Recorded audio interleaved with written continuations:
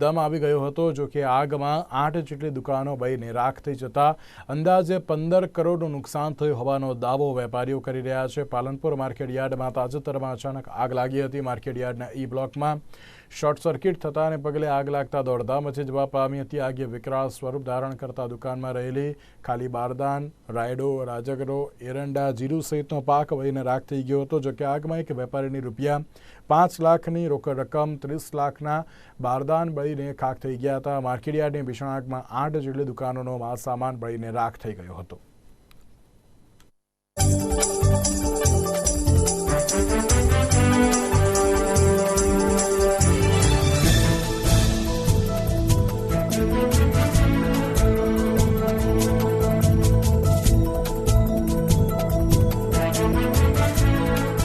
હું પાલનપુર નવાગંજ બજારમાં જય માતાજી ટ્રેડિંગ કંપની નામનું બારદાનની પેઢી ચલાવું છું, જેમાં મારે કાલે સવારમાં વેપારના 5 લાખ રૂપિયા આવેલા હતા, જે તિજોરીમાં મૂકેલા હતા અને 9:30 વાગે આગ લાગેલી હતી। તેના કારણે મારે 5 લાખ રૂપિયા રોકડ તથા મારે 30 લાખ રૂપિયાનો ઓછામાં ઓછો બારદાન બળી ગયેલ છે।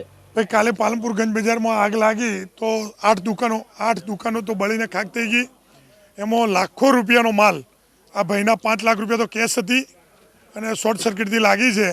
એપીએમસીને નુકસાન છે। કોઈ પણ નાના માણસો છે, સરકારમાંથી સહાય મળે તો એ માટે થોડી રિક્વેસ્ટ છે એમ સરકારશ્રીને, કારણ કે નાના માણસોને ખૂબ થયું છે। માલમાં એરંડા બળી ગયા, રાયડો બળી ગયો, ગવાર છે અને બારદાન, વધુ પ્રમાણમાં તો બારદાન છે। જે નવા વેટા જે એપીએમસીમાં રાયડાની સિઝન છે, રાયડો ભરવા માટે છે, કોઈ રાજગરો ભરવા માટે છે, જેને બારદાન જોઈએ એ બી બળી ગયા છે।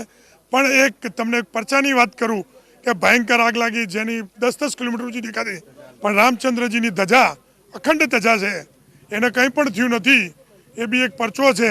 એટલે ભગવાનને બી એમ અમારી રિક્વેસ્ટ છે, એપીએમસી વેપારી મંડળ, યાર્ડ મંડળ, મજૂર મિત્રોની બી કે ભાઈઓને, કોઈ નાના માણસોને થોડો સરકારમાંથી સપોર્ટ થાય એ નર્મ વિનંતી છે। નુકસાન અંદાજે મકાન સાથે ઓછામાં ઓછા 15 કરોડ રૂપિયાનું।